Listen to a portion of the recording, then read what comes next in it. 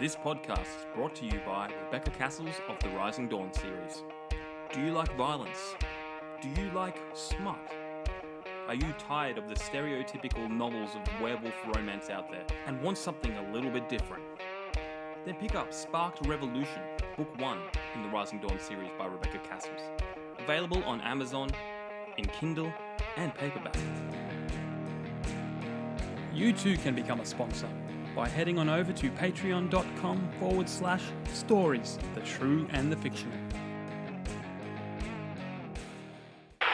Hello guys and welcome to another episode of Stories, the True and the Fictional. If you haven't picked that up already by now, we're full author, we're full interviews now, we're diving right in. We've had so much interest, so this is the podcast now and we love it, don't we, Ryan?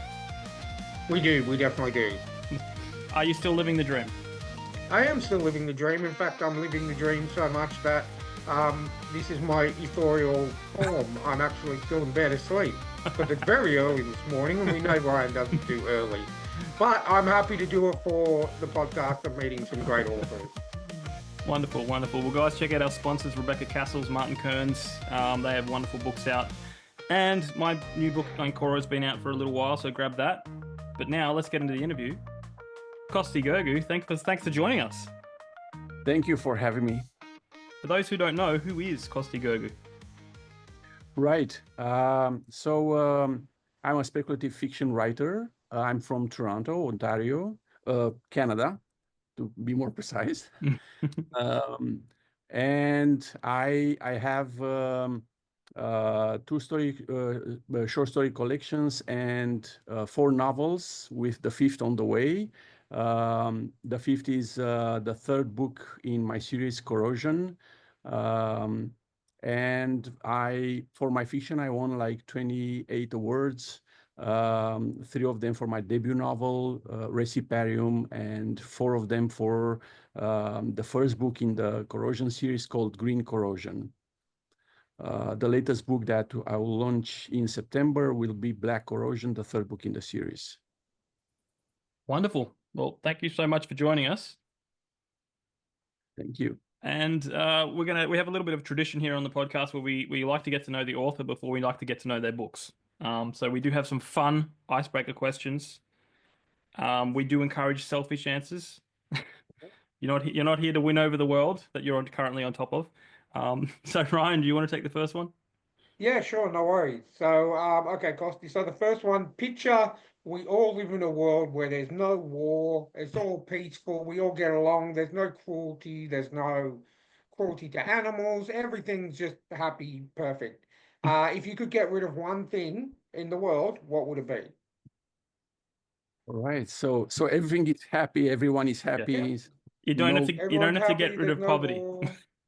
There's no poverty. Everyone lives a joyful life, but obviously, other than war and financial struggles and all that kind of thing, there are still everything else. So, aside from all of the political answers, what would you like to get rid of? Right. Well, I don't know if it's political, but the first thing that pops into my mind is I would get rid of psychopaths. Yeah, cool. Yeah. No, that's I think they are the root of most of the problems we have today. Yeah. Even with the happy lives that we're living, the poverty and all the other stuff exists. Yeah. So I think they are the root of all that, and the eventual dictators that rise up, then they're also psychopaths. So and they create problems where there are no problems. So I think that would be my first go-to. There you go. No, I'm happy with that. I'm very happy with that. Okay, let's make something a little more simple. What's on your bucket list? Right, so many things. Just pick one. Pick one. You get to an age where you realize you're still on so many things and you haven't done half of them. But let's say I would go in a safari. I mean, I had this dream since I was little, and it always seemed to me so exotic, so adventurous, so defining. So maybe it was because of what I've read, what movies I've seen, and TV series when I was little, and maybe that's why. But I think that will be, and probably one day I will still do it, but not very close on the horizon. Yeah. Not very soon. So Nice. that would that be a like an African safari where you go to Africa and you Yes.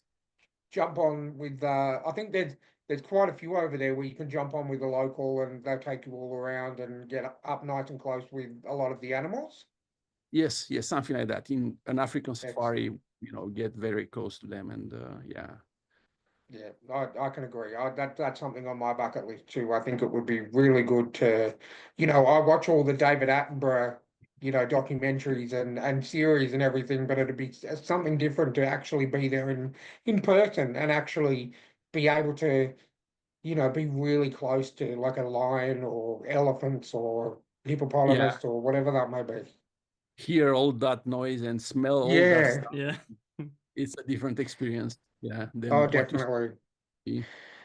I think that's a really good one. I don't think we've had that one on at all in the podcast. So I like it when we get different answers. So that's good. Right. Okay, question number 3.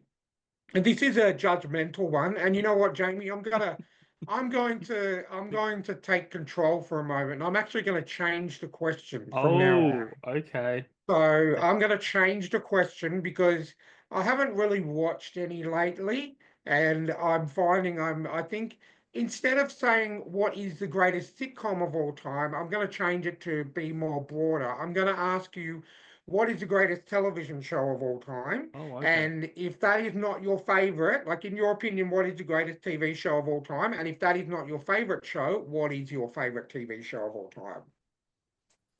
Right. Wow, that's difficult. There are so many. Yeah. Well, I'm going to say, because we made it the top television show, how about you give us your top 5? All right. So I would start with sitcoms. Like I think on the top it's Seinfeld, Mhm. Yeah, because it's so witty and smart, and I think it's definitely. timeless till current today. I also love Big Bang Theory Yeah, and Friends.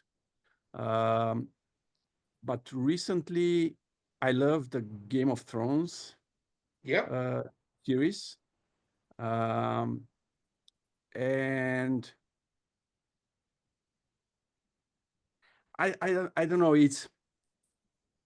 I want to say, although it's not popular, but I want to say Lost because it kept me going. It kept me, in the seat, although it yeah. didn't finish as it should be, or not should be, because you don't know how, we don't know how it Yeah. finished, Yeah, but it didn't finish as I wanted it to finish. But overall, I think it was a great experience.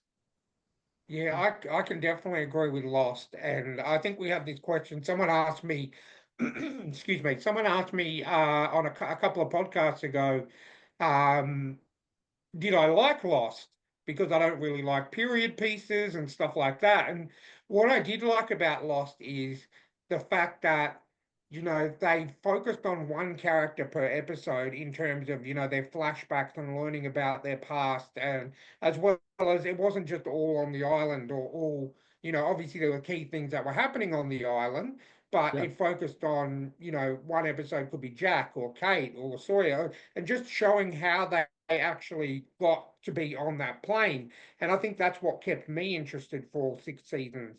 But I can agree, I was very, very disappointed with the ending. I was like, really?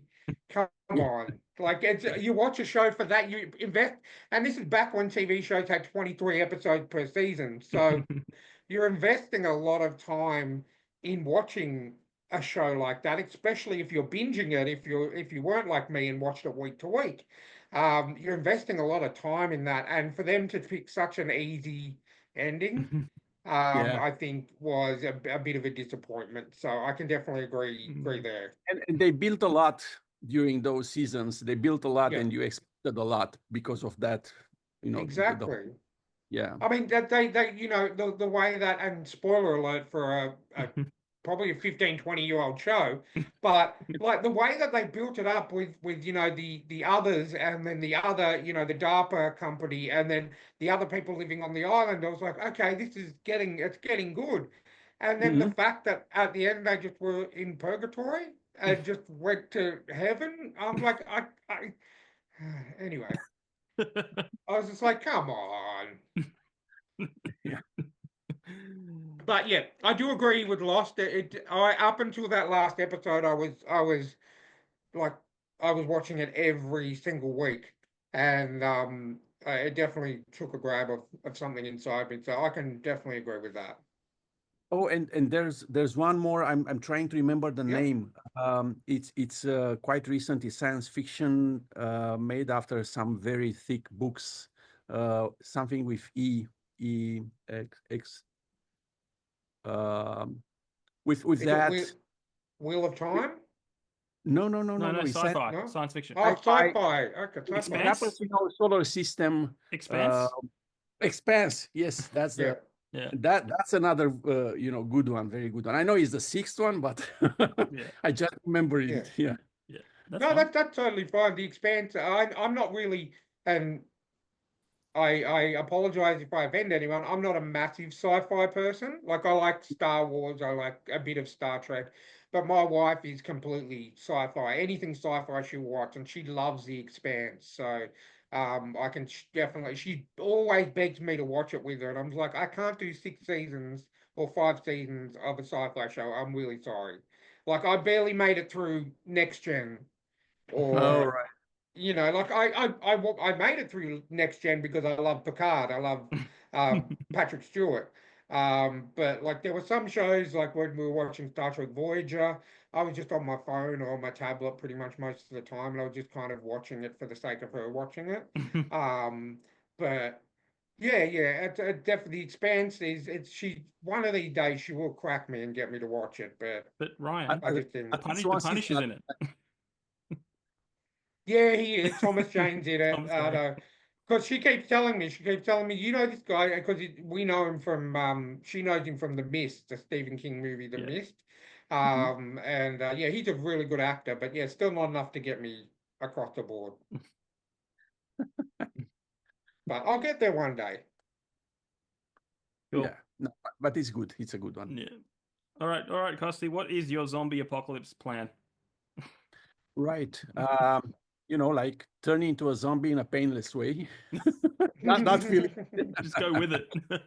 Yeah, I mean, I'm not built for running a lot and wielding a sword and chop off heads, Yeah. but if I get the chance, then, of course, probably fortify a place and make it sustainable in the long run. But it will be quite a sad time, because that means nobody will read my books and I won't have any reasons to write. Or And you'll have a captive audience. Because you'll be in they'll have to read your books. Captive. Mm-hmm. You may get less sales, but they'll Or you could just write a book entirely of the word brains, and it just chapter 1, brains, and then the zombies will love it and they'll read it, and you'll be the most successful author in the world. Yeah, bestseller. But I like how a lot of our guests lately, like when we first started asking this question, everyone was coming up with super defensive things, Yeah. and lately it's just been, oh, I'm not gonna make it. I'm just gonna spend a couple of days with my family and then just give into it. You know what I mean? And I was like, that's yeah, because you got to be serious. Like, Yeah. if we're talking 28 days later, zombies that can run and throw themselves through windows and walls to get you. I mean, I'm just gonna pray that I get a couple of good days with the family, and then I'll succumb to it when I succumb to it. But it's just you got to be realistic. Yeah. Exactly. Yeah. Yeah. Okay, well, the final question on the icebreakers. So Bill and Ted, do you remember a movie, Bill and Ted's Excellent Adventure and Bill and Ted's Bogus Adventure? Yeah.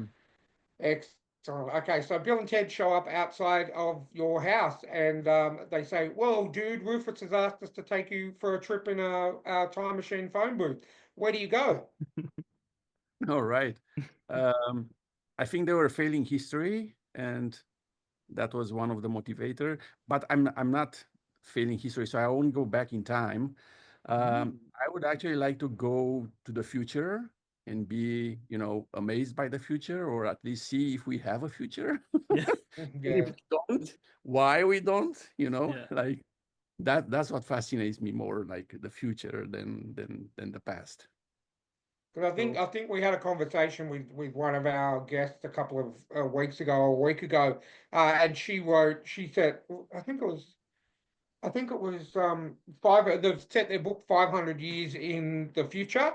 And she said she would only really travel probably 500 years, because if you go 1,000 or 2,000 years into the future, what if you show up and there's nothing there? I mean, that'd just be heartbreaking. Yeah. Correct. No, I think I'd only go like 200 years, maybe 100 years, 200 years into the future. Yeah, because 500 is a lot. Yeah. I mean, it's still huge. Exactly. We could all be wiped off the planet by then. Yeah. Yeah. The planet could be a disaster. Everybody dead, or everybody in space and the planet abandoned. Exactly. And then you show up on Earth and you're like, what the hell's going on? At least you've got the time, at least you've got the time machine so you can come back, but still, that's crazy. Unless you step outside and it's inhabitable Yeah. and you die. Yeah, true. That would happen. Yeah. And you've killed Bill and Ted at the same time. Exactly. Two national icons. Yeah. There you go. Well, that's the icebreaker's done. We believe you've passed, so you can move on to the next section. Right, thank you. This podcast is brought to you by Martin Kearns and the Valor of Valhalla series. In the battle between two ancient evils, can one naive young man become the last hope against powerful creatures of legend? Beneath the Veil is the gripping first book in the Valor of Valhalla dark urban fantasy series. If you like reluctant heroes, infernal myths, and bloody epic clashes, then you'll love Martin Kearns' formidable foray into the unknown. So head on over to readkearns.com and grab yourself a copy of Beneath the Veil today.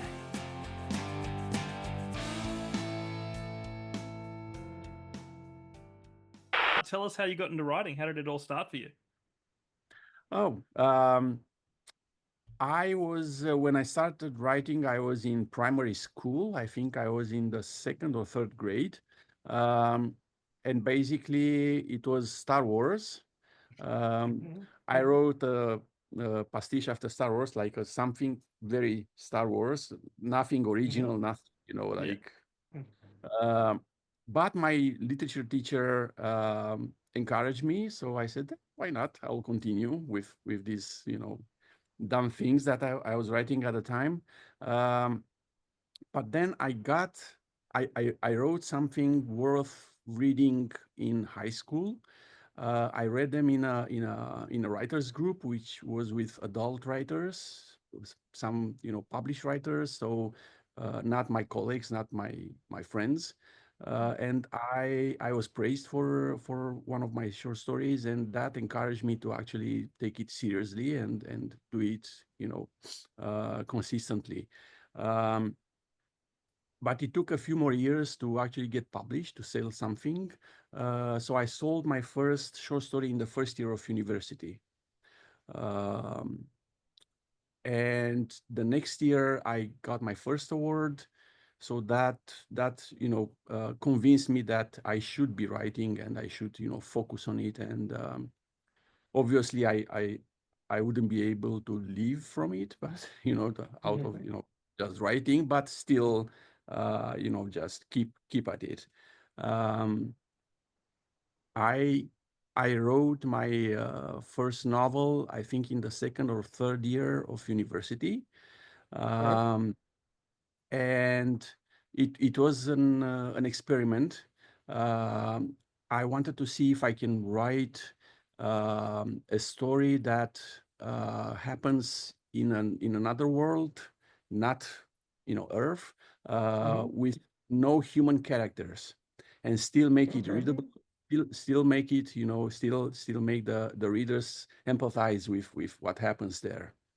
And I managed to write Reciparium. That was my debut novel. And I sent it to local competition, which at the time I was still in Romania. And it was a competition for unpublished writers with unpublished novels, and I won the competition. So the award being that it will be published. So I was, extremely happy because my first novel and already getting this kind of recognition. And then I talked to the editors, and they told me, you know what, we didn't award it. The jury awarded it. We don't know what to make of it. We haven't read something like this before. We can't market it. We don't know how to market it. We don't know how to sell it. So it will be a pass. So it took me a few more years to actually sell my first novel.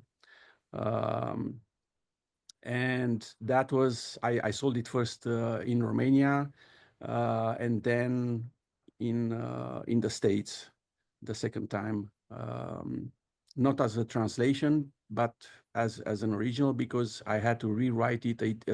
A straightforward translation didn't work, so I had to rewrite it in English. Oh, and wow. yeah, it took me a few years to actually manage to sell it, because I had the same reaction here from most editors. They didn't know what to make of it. But I've met one that was, brave enough to say, I love it, and I will market it as best as I can. White Cat Publications in Detroit was the publisher. So that's how I got into writing, and how I got my first things published. So you went down the traditional publishing route? Yes, initially. Then for my second novel, I just got into a sort of a bad deal with an editor. Like they told me to wait for the decision without submitting to any other publishing house, and I waited for about 4 years. And after 4 years, after 4 years without being able to submit anywhere else, when they still told me that they're undecided, I said, you know what, that's long enough for me. I mean, I have just one life, so I just went indie. So yeah, you can get things done quicker that way. yeah. Because I write, but I don't think I could go traditional because I'm too controlling over my work. I feel like I'm not changing that. There's that as well. Yeah. There's that as well. Yeah. Yeah, Cool. because I had the back and forth with the designer for Reciparium when he gave me the first copy to read, and I was like going back to him, and you shouldn't put these words here. You should make it on the other page, and you shouldn't have widows and all that stuff. And in the end, I submitted, but I know what you mean by controlling. Yep. Cool. Well, let's talk about like your Corrosion series. Is it going to be 3 books, 4 books? Is there a plan for it? 3 books for now. So for the first part of the series is a trilogy, and it may be. I'm thinking of a second trilogy in the Corrosion universe, but with different characters and different worlds. But for this one, basically it started again back in university, when I was approached by National Geographic magazine from Romania, the Romanian edition, to write an ecological short story for them. And I did some research to see exactly what I want to write about. And I discovered this experiment from, I think it was the 80s or something like that, from an Austrian university, where they managed to obtain for about 20 minutes the 4th state of water, the gel state. So they managed to keep it gel in a gel state for about 20 minutes, and to study it in that time, and to notice that it has some different properties and things like that. So I can extrapolate from there. It gave me a lot of material to think about and to come up with ideas. What if indeed the properties are completely different, and on one hand, it sustains life like water in general, but on the other hand, it has this effect on us that it corrodes flesh. So people become corrosives. They're not in control of their of the corrosion of the way they can go in a matter of months or years to just a piece of corroded flesh, or they can live for decades with just the minimal corrosion. They had no control over it. And that would transform the society radically, because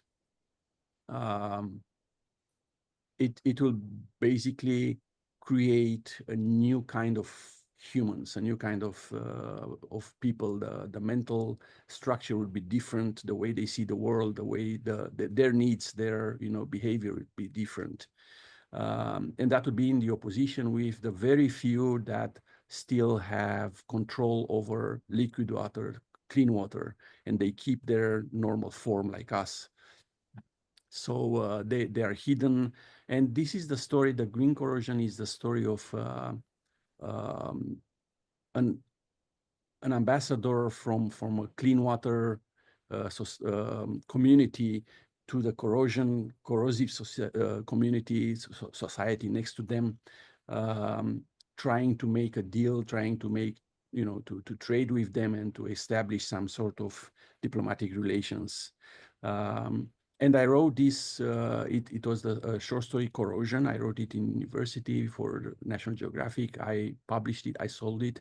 I got like, I don't know, 2 or 3 awards for it. Since then, I resold it about 6 times. And the last time in a Canadian anthology, about 7 years ago, something like that. And one writer, quite big writer in Romania at the time,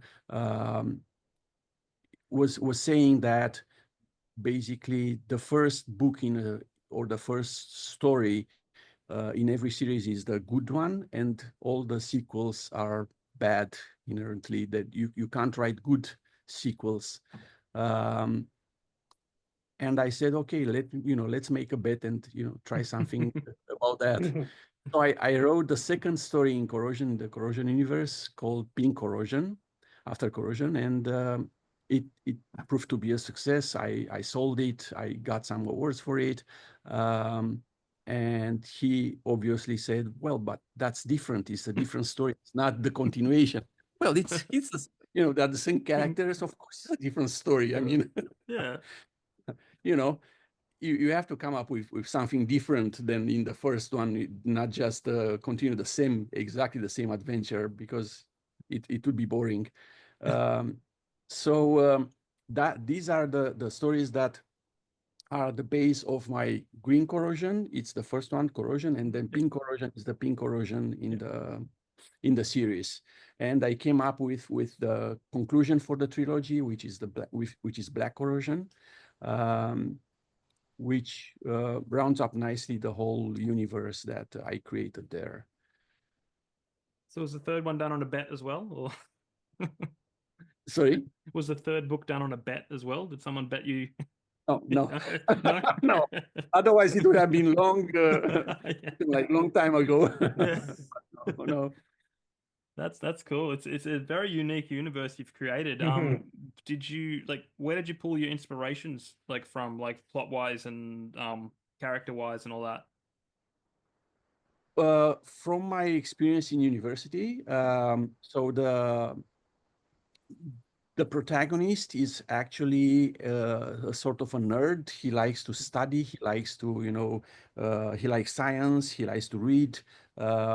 He has a brother who is more adventurous, but the council of the community decides that the brother, who is very athletic and adventurous, should stay behind, and he should be sent into the, wild world, mad world. That despite his nature and his own, willingness to actually do that. And that's how I got the inspiration for the protagonist. what if we have this nerd that is forced to actually leave the adventure and basically survive. It's for him. It's not a pleasure. It's just a struggle to survive and do something good for his community at the same time. And obviously, the short story was quite short. It was like, I know, 5,000 or 6,000 words. So I didn't have a chance to develop the characters a lot and the whole world. But then the novel gave me the opportunity to do this with him, his brother. There's also a girl involved in the whole thing. With the community back in the cave with the liquid water, the clean water, and the kingdom of the corrosive people that is nearby, and they want to trade with. And basically, it is if you read into all the names and all the locations, it's actually based in Toronto, Canada. The whole thing. Right, what you know. Right, what Exactly. you know. Exactly. Yeah. I did that with my latest book. It's literally the map is where I Google Earth my hometown, and we're in the mountains. So I just picked key landmarks from the mountains, lakes and rivers, and just wrote my whole story into my backyard. Yeah, that's the best. If you know something, then you should write about it. Yeah. Yeah. Because I mean, I've seen, like examples of stories written by people in North America, and the characters were in Europe.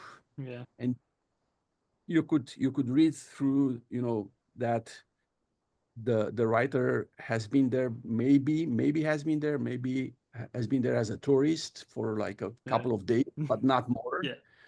And you can feel that. So it's better to write exactly what you know, like the places the people kind of spirit of the the place that yeah. Cool. Ryan, do you want to ask about the covers? You always love to ask about the Yeah. covers. Yeah, so I'm currently on Amazon now looking at your covers of all your books, especially, the first two books of the Corrosion series. Just the way that they obviously you can tell that they're part of a series, even if you didn't know, that it would if you took off the name of the book, you could still tell the art is very similar, so you could tell it was part of a series. Did you design those covers yourself, or did you contract someone out and are using the same person for all of the books in the trilogy? So I contracted an illustrator, Luca Olastri from Italy, to actually do the illustration, the painting of that I put on the cover. The design itself, the typography, and all the layout is mine.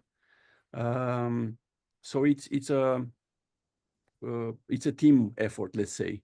I work with him. I tell him, like I need space here, and I'll put the title here. So he knows how to manage the illustration so that it allows me to actually work with that. Awesome. And I use him as well for the second book and for the third book. So I wanted for them to feel that they have the same, line, the same. Yeah. That You definitely get that feeling from looking at them. I could, as I said, even if I didn't have the titles of the book on them, I could still tell they were part of a series. Yeah. Mhm. So did you get a model for the art? Like, did you show your artist a picture and be like, this is kind of what I want to go for? Or did they have like a little more free range? No, I just gave him the description from the book. I said, yep. In broad lines, this is the character. So now you can make of it what you want. I didn't give him pictures or something like that. Yeah. Yeah, I gave him, freedom of creation. It's just that the description of the city, the kind of the sky, and the characters, and then he went with them. He ran with them. Because I just love that pink Corrosion like that. Those characters on the front are awesome. Yeah, I love the cover for the pink Corrosion more than the green Corrosion. At first, I was in love with the green Corrosion. I saw the pink Corrosion and I was like, wow, okay, nice. Yeah. See, sequels can be better. Just saying. Even the covers. Even the covers. Yeah. Oh, that's awesome. Cool. I will put that up on the screen. I know you tried to show it before, but Yes, it sorry. didn't go through. I will put it up on the screen so people will know what we're talking about. Unless they're listening to the audio, in which I say, guys, switch to the YouTube, and you'll see what we're talking about. Cool. So what's next? What's after your Corrosion? Right. So I'm writing now a space opera, an Okay. adventure,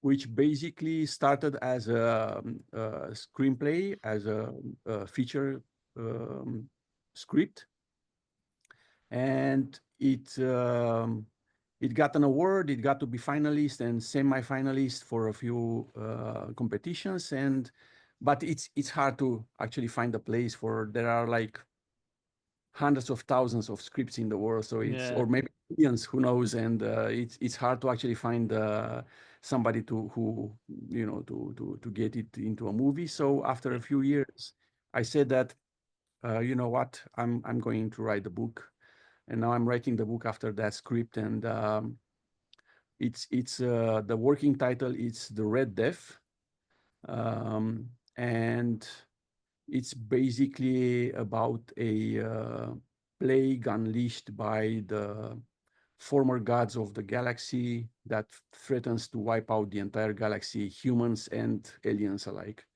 And the protagonist and her companions are just, trying to solve the problem, and before it's too late for everybody. So that's in a nutshell what's about. Sounds like a good movie, but they say 1% of screenplays get turned into movies. 1%. So, and still it's a lot. 1% is a lot if you. It's still a lot, yeah. But it's just it's because I wrote a screenplay and it almost got made into a movie. It got into pre-production, and then everything fell apart. It's just so, and then I turned it into a book, and I've had more success that way. Yeah, I'm thinking that maybe I'll find readership like that. Who knows? Maybe in the future somebody would think of a movie. A lot of people turn books into movies, so just don't give them too much control. Yeah. Or we get nightmares. Yeah, and so have you had any? Oh, sorry, keep going. Sorry, no. I want to say very quick. A good example is with Harry Potter, where she signed that she will, when she signed a contract for the books, she said she wants control over the movies and the merchandise and all that stuff, and got it, and that was her luck, not just in terms of control over the production, which you could see, but also in terms of wealth that she after that. Sorry for Going Ryan. No, I was just wondering, have you had any interest in relation to, turning the Corrosion series into a movie or a TV show or anything like that? Not yet. No, nothing. Nobody proposed yet. I'm still waiting, because the thing is that it's doable. I mean, it's we've seen dystopian post-apocalyptic movies with cities that are in ruin and things like that. So it's not something far-fetched. It's doable. It's the corrosive people are. I don't think they're difficult to be created. Like with the corroded skin. But yeah, nothing yet. I still hope to get an offer. Well, I keep seeing post-apocalyptic stuff popping up on Netflix and Prime and all that, so it's popular. You just need to get the right person to see it. Exactly. Yeah. So luck, it's a lot of has a Yes. lot of, with this industry. Yeah. Just strategically place your book in Hollywood locations and in the most popular doctors' waiting rooms, and where the celebrities go. Yeah, coffee shops and all Yeah, that stuff. Yeah. You never know. All right, look, I think we're going to jump into our Patreon now. So for those who aren't in the Patreon, you just want to let our listeners know where they can buy your books and follow you and stay up to date with what you're doing. Right. Yeah. So I unfortunately I don't have Patreon. It's but my books can be bought from Amazon, from Kobo, from basically any store, physical store or online store around the world. All of them, all books, the traditional published ones and my indie books. My website is costigurgu.com. So it's my name.com. Yep. You can order on my website as well. And I'm on social media on a lot of platforms, on Facebook, Twitter, Instagram, Blue Sky, even LinkedIn. So yeah. Cool. Well, guys, we're going to jump into the Patreon now. So if you want to reach out, thetrueandthefictional@gmail.com. But sign up to our Patreon if you want to hear some fun answers from Costi.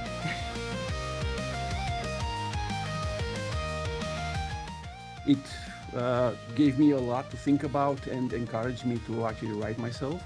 So Jules Verne and H.G. Wells, but Jules Verne first, and then I discovered H.G. Wells. Yeah, It was much better than the movie. Sure, like the movie's good. The movie's good, but but you got to think that was written so long ago. 125 years. Yeah, no, that's a no for me. I'm Arachnophobic. I'm a severe arachnophobic. I can't even deal with like tiny little spiders. So I think that's the first thing where. They're big. Yeah, no, I'm just saying. Yeah, I definitely can't do the big one. Yeah, so I think that the first thing that pops into my mind is the first name is Robert J. Sawyer. Okay, cool. And what book would you read to you? That's difficult. I would be curious to see how he reads